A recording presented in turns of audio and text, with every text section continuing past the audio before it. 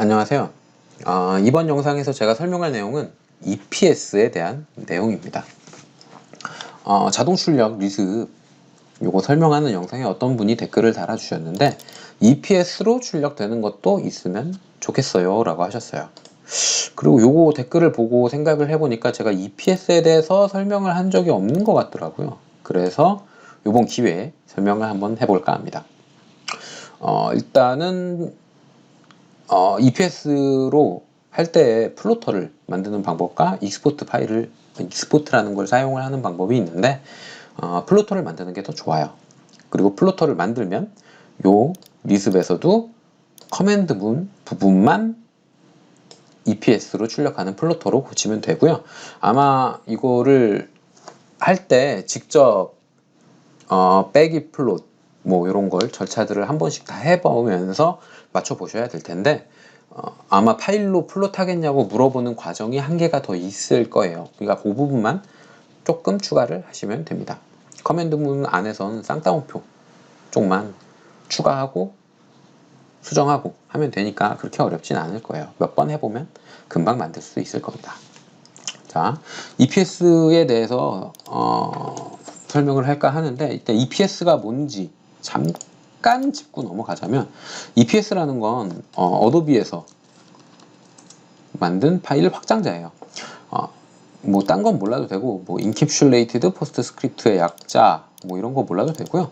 그냥 벡터 이미지다 라는 것만 알아두시면 됩니다.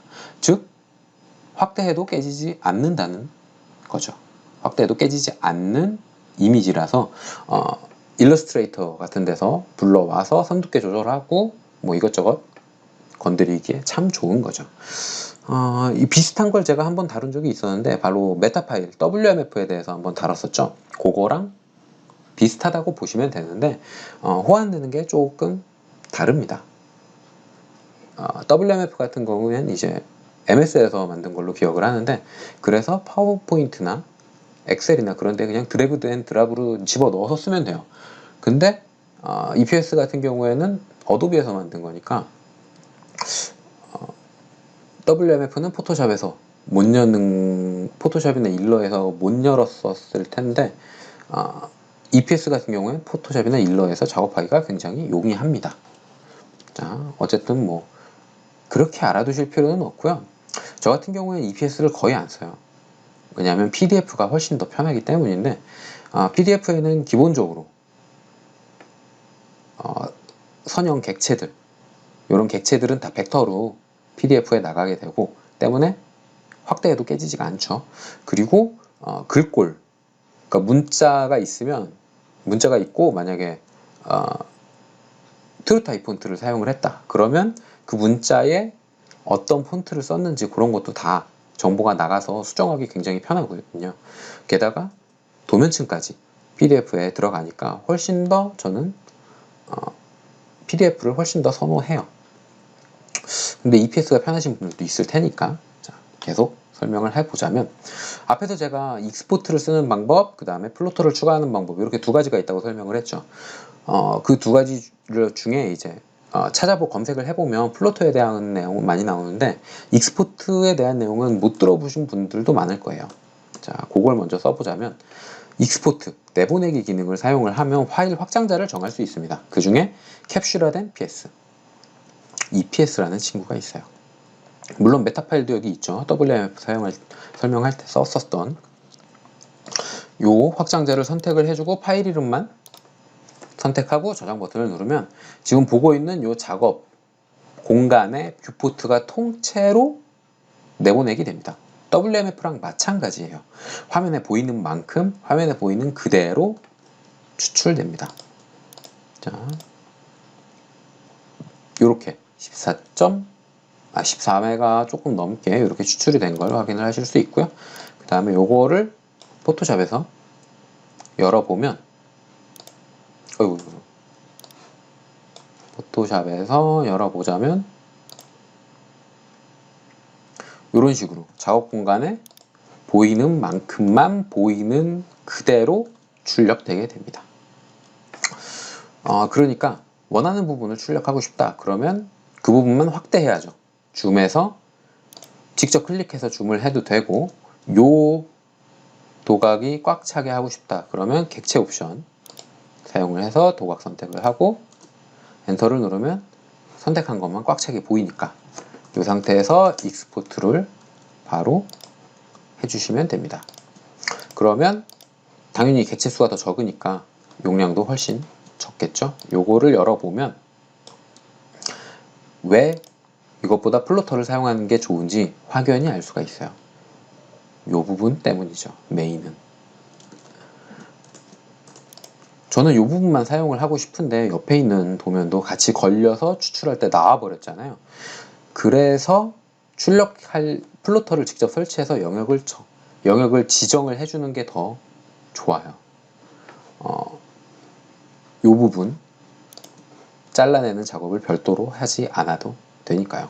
그리고 요 부분 보면 지금 시꺼멓게 칠해져 있는데 이쪽에 사실 객체 가리기가 들어있습니다. 와이프 아웃이 들어있어요. 그러다 보니까 뭔가 객체가 있으니까 그걸 시꺼멓게, 비록 흰색으로 설정을 해 두었지만 시꺼멓게 내보내게 된 거죠. 왜?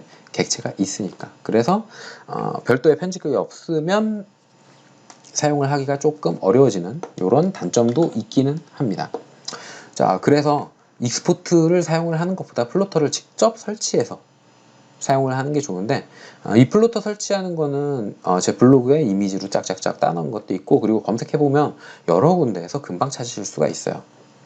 자, 가장 쉬운 건 제어판에 들어가 봅니다. 그러면 만약에 이게 보기 기준이 범주로 돼 있으면 찾기가 조금 어려울 수도 있는데, 아이콘으로 변환을 하면 맨 앞에 오토데스크 플로터 관리자라는 친구가 있어요. 이걸 클릭하면 오토캐드에서 컨트롤 P를 했을 때 나오는 플로터들의 리스트가 저장되어 있는 게 이렇게 쭉 나옵니다. 자, 여기에서 플로터 추가 마법사를 실행을 하시면 돼요. 저 폴더를 여는 또 다른 방법은 출력 탭에 가면 플로터 관리자라는 친구가 있습니다. 그리고 버튼이 있으니까 명령어도 있죠. 플로터 매니저인데요. 저 버튼을 클릭을 해도 되고 플로터 매니저라고 명령어를 직접 타이핑해서 입력을 해줘도 됩니다. 그래도 요 똑같은 창이 나오고요.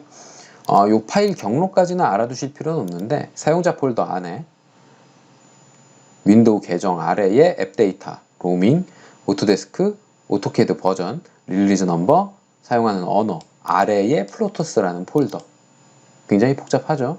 그러니까 제어판 하나만 알아두시면 됩니다. 제어판에서 오토데스크 플로터 관리자, 요거 하나만 알아두시면 돼요. 요 창을 열었으면 플로터 추가 마법사를 더블 클릭해서 실행합니다. 자, 그 다음에 대부분 거의 다 그냥 다음 해서 넘어가면 되는데 조금만 손볼 게 있어요. 일단 첫 화면 선택할 게 없으니까 다음으로 넘어가고요. 그 다음 두 번째, 플로터가 어디에 있을지를 정하는 거예요. 네트워크에 연결됐냐, 컴퓨터에 직접 연결이 돼 있는 거냐, 아니면 내 컴퓨터 안에서 이루어지는 거냐. 파일에 추가하는 거니까, 파일로 출력을 하는 거니까 그냥 컴퓨터 안에서만 돌면 되겠죠. 자, 그 다음에 여기에서 EPS라는 확장자는 어도비에서 만든 확장자예요. 거기에 레벨 1 플러스 2 이렇게 버전이 있는데, 요 EPS라는 확장자 자체가 90년대에 만들었을 거예요, 제 기억엔. 그러니까 25년에서 30년 정도 된 거라서 호환성에는 뭘 해도 크게 문제는 되지는 않습니다, 요새. 그래서 아무거나 해도 돼요. 사실 EPS라는 게 메모장으로 열어서 내용을 확인해 볼 수 있거든요. 이 버전을 다르게 하면 거기에서 확인할 때 조금 내용이 달라요. 그러니까 규칙이나 뭐 줄바꿈 한다거나 그런 게 내용이 다른데, 어쨌든 오래된 파일이다 보니까 호환성이 요새는 거의 문제가 없어요. 아무거나 하시면 됩니다. 자, 다음 버튼 누르고요. 선택지 없으니까 다음 버튼 또 누르고요. 그 다음에 포트를 선택하게 되는데, 컴퓨터 내부에서 출력을 하는 거죠. 그러니까 포트를 거칠 필요가 없고요. 그냥 파일에 출력을 하시면 됩니다. 다음 누르고, 요게 중요한데, 요 플로터 이름이 뭐냐 하면 컨트롤 P, 여기에서 요쪽에 표시되는 요 이름들이 플로터의 이름이에요. 리습에다가 타이핑을 해서 넣는다, 혹은 그냥 여기에서 하나씩 선택을 한다 라고 할 때에도 짧고 가급적 짧고 알아보기 쉬운 거면 쓰기가 좋겠죠. 저는 간단하게 EPS라고만 적겠습니다. 다음하고 선택할 것도 없으니까 마침을 누르면 플로터를 만드는 과정이 끝나고요. 방금 입력했던 그 플로터 이름 그대로 파일이 생기게 돼요. 그럼 요게 생겼으니까 이제 출력할 때 사용을 할 수가 있는 거죠. 요거는 바로 설치하자마자 오토캐드 껐다가 키지 않고도 바로 쓸 수도 있어요. 요 EPS 클릭을 해서 사용을 해주시면 되고요. 여기에 있는 용지가 마음에 안 드시는 분들도 있을 텐데 그땐 등록 정보 들어가서 용지를 추가로 만드시면 됩니다. 요게 왜 뭐가 다르냐 하면 여기에서 페이지 설정을 한번 해볼게요. EPS로 자, A4 용지 29710 가로 사이즈로 이렇게 해보면 요 점선 부분이 출력되는 부분이거든요. 그러니까 요 위아래에 출력되지 않도록 설정하는 요 간격 부분이 좀 마음에 안 드시는 분들도 있을 수가 있어요. 그러니까 그 부분은 플로터를 만든 다음에 등록 정보에 들어가서 사용자 용지 크기에 추가로 만드시면 됩니다. 샘플로 한번 만들어 볼게요. A4에 29710 가로 세로 요렇게 가로로 긴 모양이죠. 이렇게 보면 폭은 29710 요건 맞죠? 그 다음에 넘어가면 위에 11mm 아래는 10mm 왼쪽에는 5mm 오른쪽엔 6mm 요렇게 간격이 떨어지게 설정이 되어 있어요. 그러니까 3mm로 동일하게 맞춰 놓고 A3 3mm 이런 식으로 용지를 설정을 해주시면 됩니다.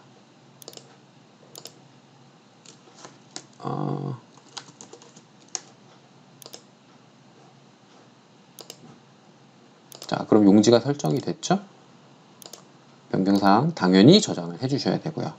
그러면 여기 용지 크기에 원하는 게 방금 만든 게 들어와 있어요. 이렇게 해서 사용을 하면 조금 더 편하게 쓸 수가 있죠. 용지 출력되는 영역을 조절을 해서 뭐가 다른지 한번 보여드릴게요. 자, 일단 배치해서 봐도 상관은 없긴 한데 출력을 해보면 EPS에서 29710 그냥 A4 돼 있는 거 여기에 윈도우로 출력할 때랑은 똑같죠? 객체 선택이 안 쓰여져 있네요. 여기서부터 여기까지 나머지도 다 출력할 때랑 같습니다. 설정할 거 똑같이 해주시면 돼요. 그 다음에 확인 버튼을 누르면 어디에 저장할 건지 물어보고 파일 경로 추가한 다음에 A4 디폴트라고 출력을 하겠습니다. 금방 출력되죠? 자, A4 디폴트를 열어보면 아이고 새로 돌았네요. 자, 다시 이게 세로로 되어 있는 걸 깜빡했네요.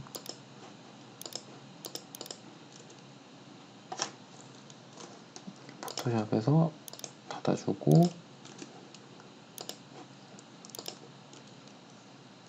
자, 다시 한번 열어보겠습니다. 그러면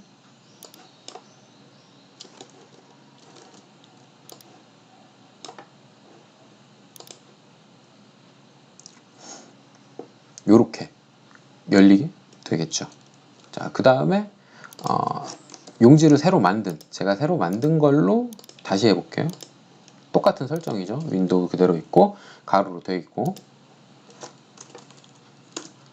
그냥 A4라는 파일로 출력을 했어요. 요거를 열어서 뭐가 다른지 확인을 해보면 요렇게 양쪽 여백이 조절돼서 출력된 걸 확인을 하실 수가 있습니다. 플로터 만드는 김에 자주 쓰는 용지 선택하기 쉽도록 여기 보면 이제 ISO A4 뭐 이렇게 길게 이름이 돼 있으면 선택하기가 그렇게 쉽지가 않잖아요. 그러니까 플로터 만드는 김에 사용하는 용지도 만들어서 집어 넣으면 원하는 대로 이 스케일도 끝에 남는 부분도 조절을 해서 사용을 하실 수가 있어요.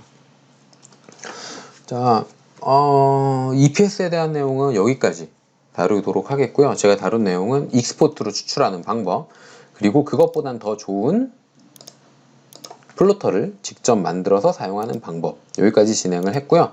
그 다음에 제어를 할 때에 이왕이면 플로터의 등록 정보에 들어가서 용지 크기를 추가해서 원하는 여백 크기를 설정하는 것까지.